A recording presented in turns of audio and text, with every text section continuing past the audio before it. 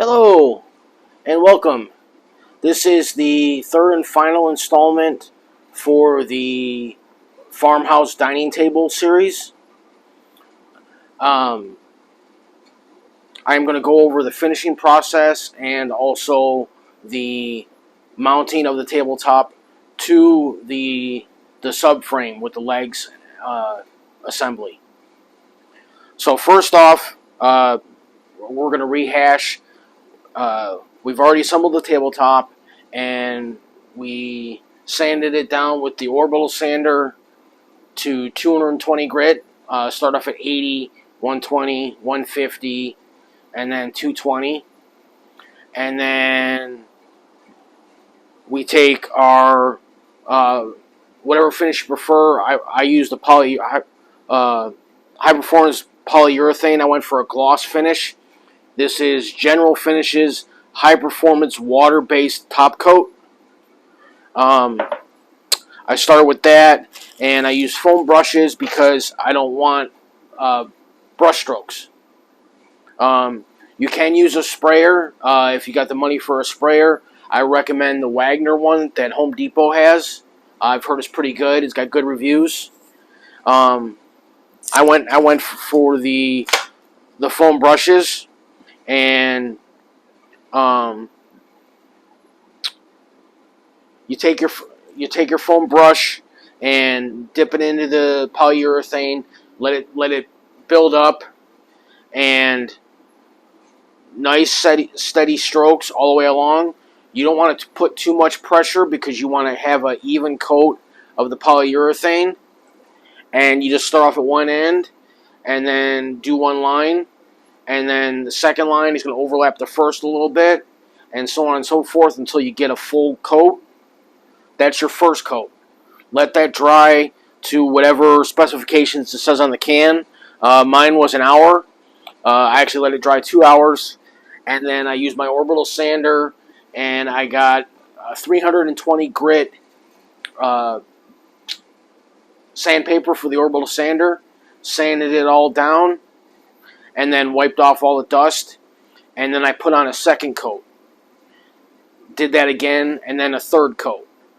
And like I said in the other videos, I didn't put 3 coats, but I put 1 coat on the bottom just to make sure everything is sealed. And in case there is wood movement, I'm not going to get wood movement more on one side than the other to create a cup or a bow in my tabletop. We don't want that. And as always, when you're using stuff like this, you got to use your safety gear. All right, so I've covered what we did last time. I also covered as far as steps for applying your polyurethane. You want to use your foam brushes instead of regular paint brushes because, in my experience, what little I have, if you're not careful, or even if you are careful, it's going to leave brush strokes in it. So you're not going to get as nice of a finish as if you use the foam. And as always, take your time.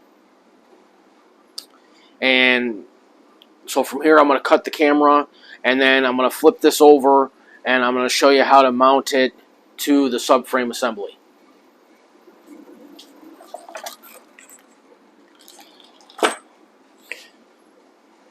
Okay, so as you can see, all right, so I laid down a blanket, or if you have a moving blanket or a quilt or something you don't mind getting dirty or worrying about if it gets rips or anything on it, set that up so that way when you flip your tabletop over, it's not going to get any scuffs or scratches on it, being on your assembly table or workbench or wherever you happen to be doing your woodworking. I've got my sub-base assembly sitting on top here. I'm going to come over. These are the Z-clips I'm going to use. So you guys can see the Z-clips.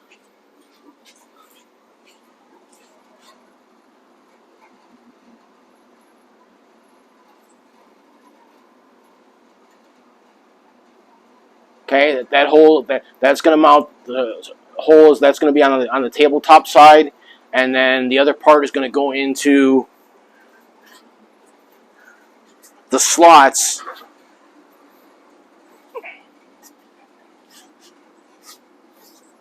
The slots that I cut out before. So first thing we're going to do is we're going to get our measurement, and we're going to measure. We're going to make sure that I'm even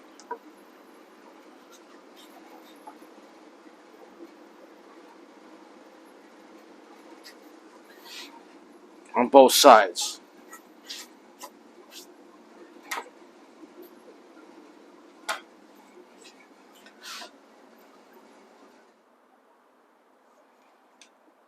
Just make that 4 5/8.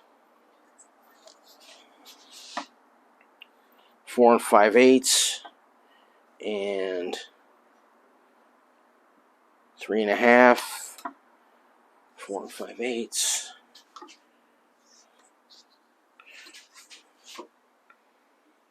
3 1/2, 4 5/8.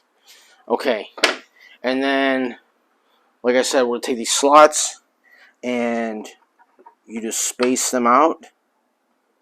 So we'll put one there.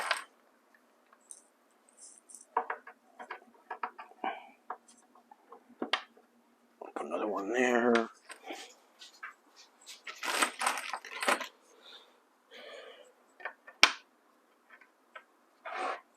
Okay, so at least what I'm going to do, depending on the table, it might be different.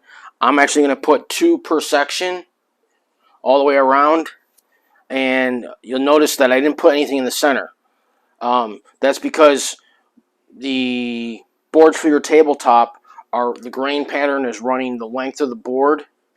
So the table's going to expand and contract across the width of the table. So I want to be able to allow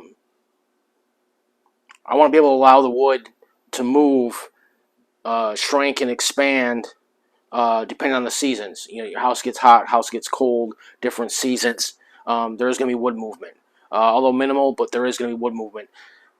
Trying to preserve this so that way there's not going to be any breaking, cracking whatsoever.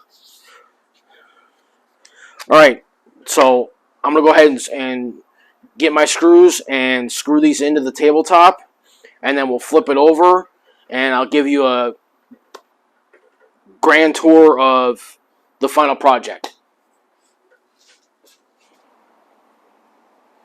Okay, so here it is. Finished farmhouse rustic dining room table.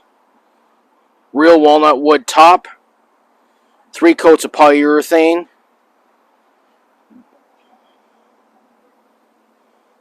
And if I can do it at 53 with little to no experience, you can too. Follow me, subscribe, and watch as I show you how to build everyday things in your house.